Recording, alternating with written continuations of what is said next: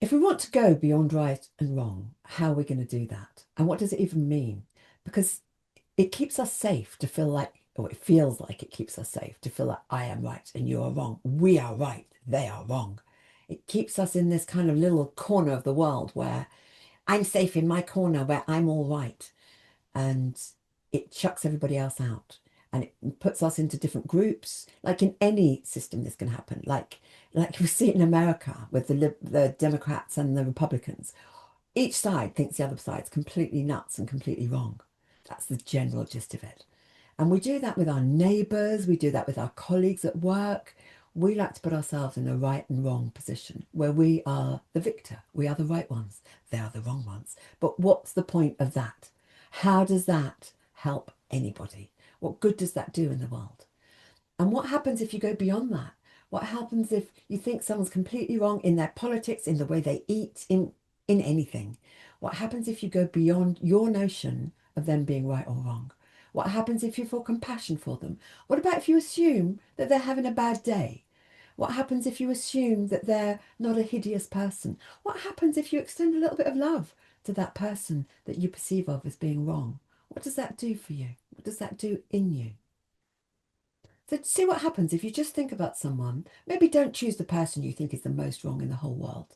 Just choose someone you think's a bit wrong and see what does it feel like to see them as a human, to see them as a human that's got has a different pathway, that's got a different route to where they are than you've had. They've had different experiences, they have different beliefs. But can you be human with them? Let's say you met this person that you think is so wrong and you were up in the mountains and it was just you in the mountains. And then you saw this person and it was just you and them in the mountains, not another soul for miles around. And you hadn't seen anybody, another human, for 2 weeks. And then you see this human, this one that you think is wrong.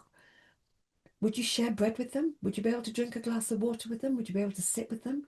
Would you be able to be a human with them? Would you? Something that can help us go beyond right and wrong is curiosity. Is to be curious about others. Why do you think that? How did you come to those views? Can you explain your views to me?